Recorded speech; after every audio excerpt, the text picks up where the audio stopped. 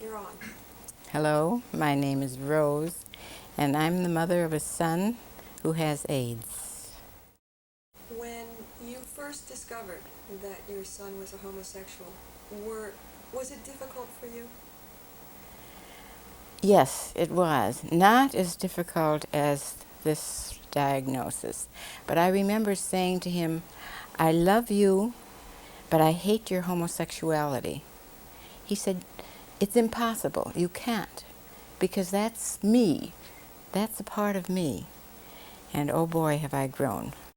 Well, I always had a very nice relationship with my son Arthur, as I did with our daughter Lucy. When Arthur told me that he is homosexual, because I think that it's easier to tell mother before telling father, who is more macho. I had some problem with it. I went to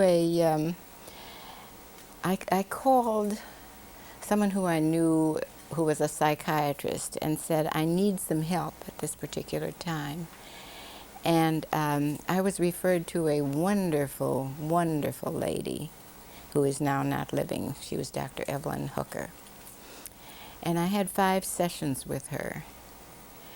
And I think in those 5 weeks, I grew in my understanding. And the last 2 or 3 sessions had to do with how are we going to tell father?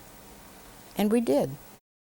It was very difficult for him, but he loved our son and he came to terms with it. Somebody asked me, was I angry when I heard that Arthur had AIDS? And I said, yes, I'm angry, but not at Arthur. I'm angry that not enough is being done.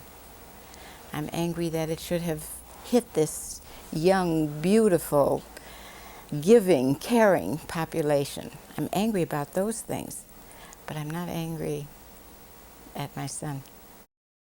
How would you feel if you were told that you probably would lose probably the most precious thing that you own, that you have, that is your possession or your whatever? How would you feel? That's the way I felt, and that's the way I feel. And it's tough. It's rotten. I do spend more time with Arthur, as much as he wants me to. I would be willing to spend more, but he wants to be as independent as he can be. He was diagnosed in October of '86. And do you see him deteriorating? Yes, I see him weakening. Yes. He just spent 9 days in the hospital. He's out again. He is doing a lot of outreach, he's talked before health professionals. He is a clinical psychologist. And, but one of the things that is so difficult to think about is the loss to the world, not only to me, but the loss to the world of these beautiful, young, sensitive, caring, loving people. That is something that's hard for me to handle. Look what they did with Legionnaire's disease. I mean, I don't know what kind of money was thrown to find out the cause of Legionnaire disease. And as I remember, I don't know, maybe 9 people died.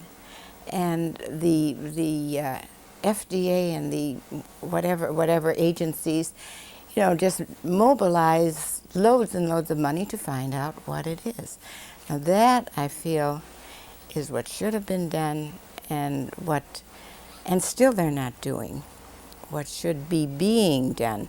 Because if and when, and it is, hitting the heterosexual population, everybody is going to be at risk. It's a horrendous thing that is facing the world. And it's nobody's, I believe that it is nobody's fault. My son has had nothing but long-term relationships. He had almost a 7-year relationship. He's had another.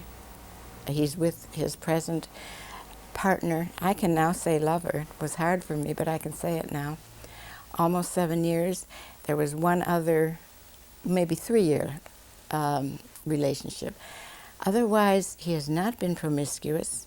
I think after the breakup of one of the relationships is when he probably dated around, just like in the heterosexual. If somebody has divorced or separate, they date.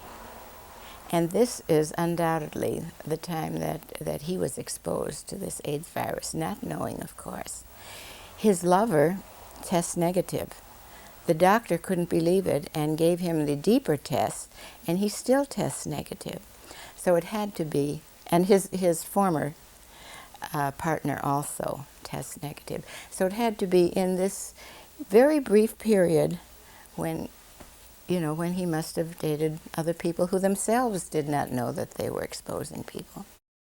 His present lover is a wonderful young man, and he has not walked out, and he's very supportive and very caring. I call him my son-in-law. My son gave me a very short course in AIDS 101, he called it. He told about the possible things that could happen. He's been very open with me about some of the things that could happen and some of his anxieties too, but neither of us is really facing, I have said, I would hate to have to lose you, but we have this little game going that I'm going to die before he's going to die, and he says no. And it's just a game, because unless something happens very quickly, the prognosis of this illness is terminal, it's fatal. And I will hate it, and I will hate losing my son, and I will miss him. And he's a magnificent young man. I wish more would be done right now. If I felt that I could go to Washington and knock on the door of the White House and talk to President Reagan and talk to some of the people at FDA and to the National Institute of Health, I would do it. I would really do it. I hope that wherever this lands, they will hear and see how, good people, tax-paying people. My son was a large taxpayer. That is going to be lost to the government. Maybe the people at the top of the government will think about it in terms of the great loss that they're going to have. Not only personal, but tax-paying loss. Anyway, I would knock on the door, believe me, and talk to President Reagan and Nancy Reagan, their parents. Any of the mothers out there who are either afraid of homosexuality or telling people about homosexuality, or even the worst happening, which is a diagnosis of AIDS, I would say stand tall and stand proud and stand by your son, because he deserves it, and you deserve to be that kind of person, because you'll feel better about yourself too.